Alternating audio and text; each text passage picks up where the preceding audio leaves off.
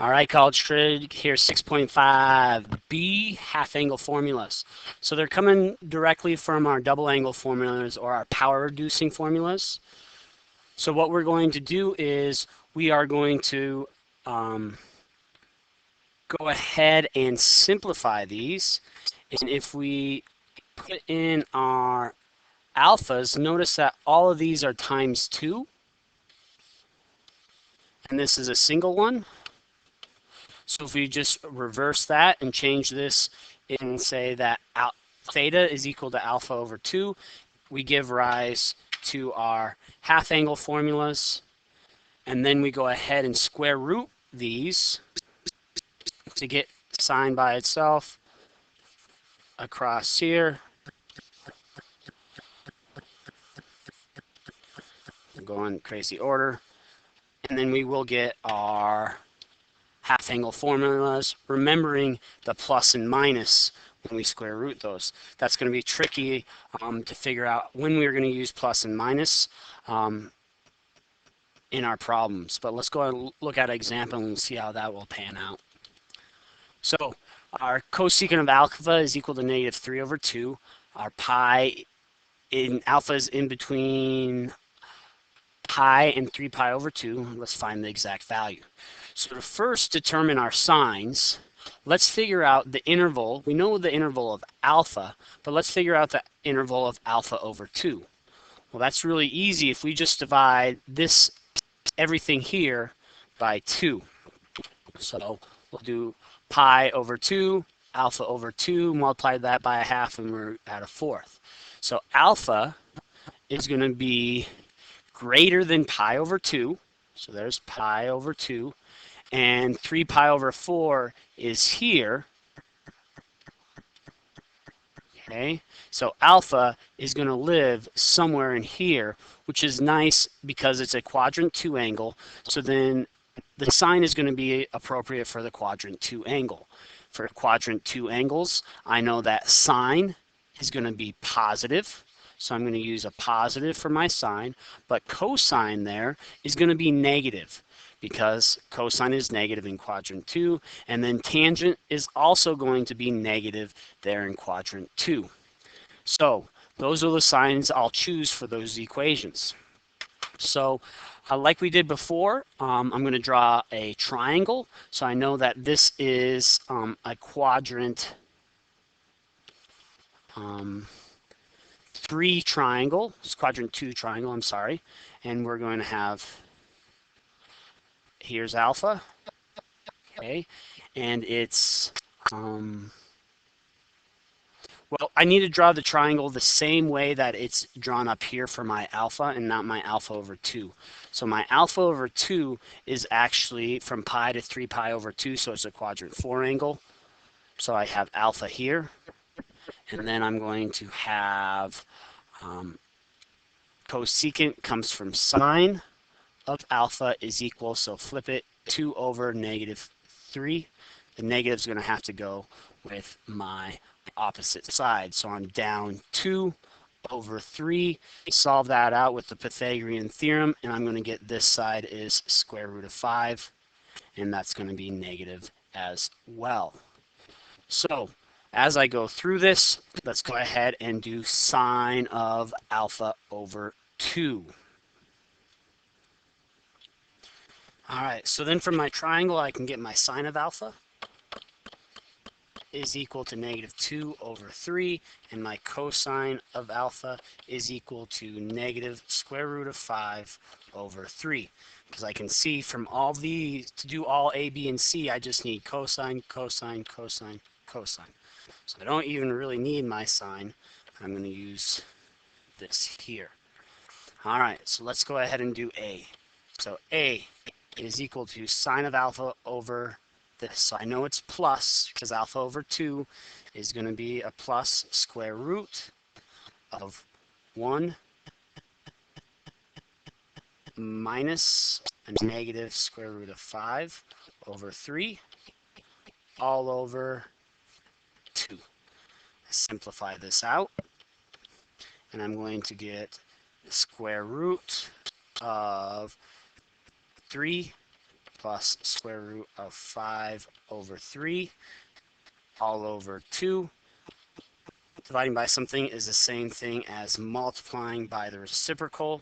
So I'm going to have 3 plus square root of 5 over 3 times 1/2.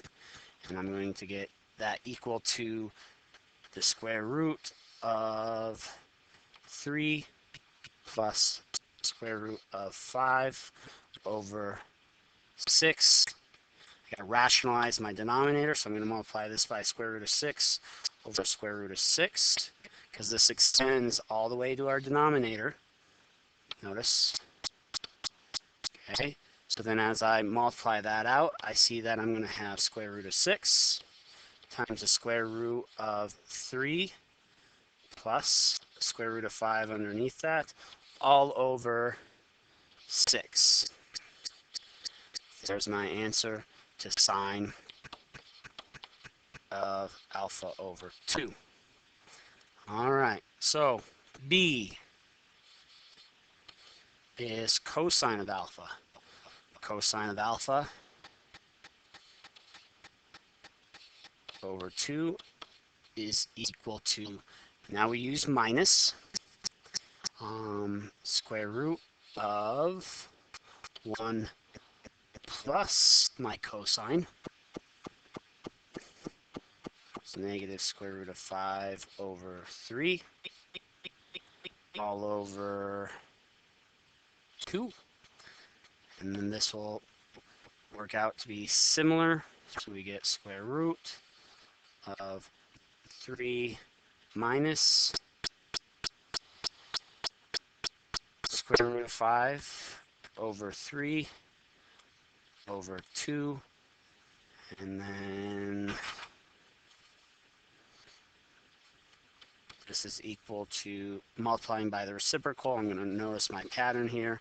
I'm going to get 3 minus square root of 5 over 6. And I get square root of 6 after rationalizing my denominator. Square root of 3 minus square root of 5 all over 6. And I forgot to carry my negative through my problem from the front. So this will be a negative solution. All right, because remember, cosine in this value, when this is alpha over 2, cosine should be negative, along with our tangent. So my last one is tangent. Get my formula there. I get tangent of alpha over 2 is equal to negative sign here, square root of 1 minus cosine, square root of 5 over 3 over 1 plus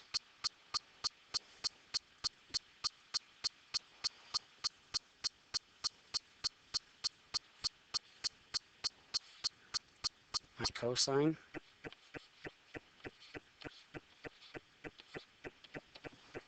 So then I'm going to get negative square root, negative, negative, so this is going to be 3 plus square root of 5 over 3 all over. That'll be minus, so I get 3 minus square root of 5 over 3. Dividing by something is the same thing as multiplying by the reciprocal. So then I'm going to have 3 plus square root of 5 over 3 times 3 over 3 minus square root of 5. These will cancel. And I'm going to get that this is equal to negative square root of 3 plus square root of 5 over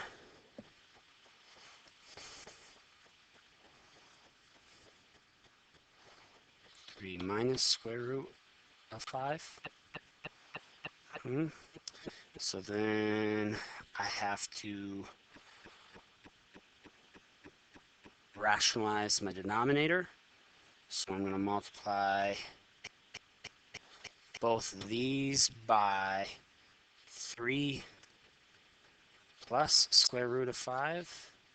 And then I have to rationalize it twice because I still have that big radical to deal with. So I got negative square root of, so I'm just going to write this as 3 plus square root of 5 squared, which is fine, all over. So I get 3 times 3 is 9. Middle terms drop out, and I get minus 5. So negative square root of 3 plus square root of 5 squared over 4. Oh, square root of 4 is 2. So this will be nice and simplified to just get square root of the quantity 3 plus square root of 5 squared over square root of 4. Well, this squared is square rooted, so I just get 3 plus square root of 5 over 2. And there is your tangent half angle. All right, don't get lost in your algebra. Half angles. Okay, so there's your half angle for tangent. We already kind of looked at that, and you see that these cancel out. Okay, and then so here, so another way we can use this is now we can find other perfect angles. So remember from our difference of cosines, we could get that it was square root of 6 plus 2 over 4 for the cosine of 15 degrees. But remember, we could also do it as its half of cosine of 30 over 2. So if we go ahead and use our cosine formula, so I use my formula here, and I'm going to get that this is, well, I know that 15 and 30 degrees are both positive, so I'm just going to have this equal to the positive square root of 1 plus the cosine of 30 degrees over 2. Let's simplify this. Cosine of 30 I know is square root of 3 over 2, so I get 1 plus square root of 3 over 2 all over 2 square rooted. And as I move through this, I'm going to get square root of 2 plus square root of 3 over 2 over 2, which will be equal to square root of, dividing by something is the same thing as multiplying by the reciprocal. So I get a denominator of 4, which square root of 4 is going to be 2. And I'm going to get square root of 2 plus square root of 3. All right. Notice it does look different than our equation here. But if I look at my calculator and I do the square root of 2 plus square root of 3, close that out, and divide that by 2, I get that decimal. And notice the decimal that we had before, which was the square root of 6 plus the square root of 2, and then we divided that by 4. Notice same decimal expansion. So even though these do look different, this and this are the same because they're both representing the cosine of 15. One using our sum and difference formulas and one using our half angle. That concludes our evening's notes. I'll see you tomorrow.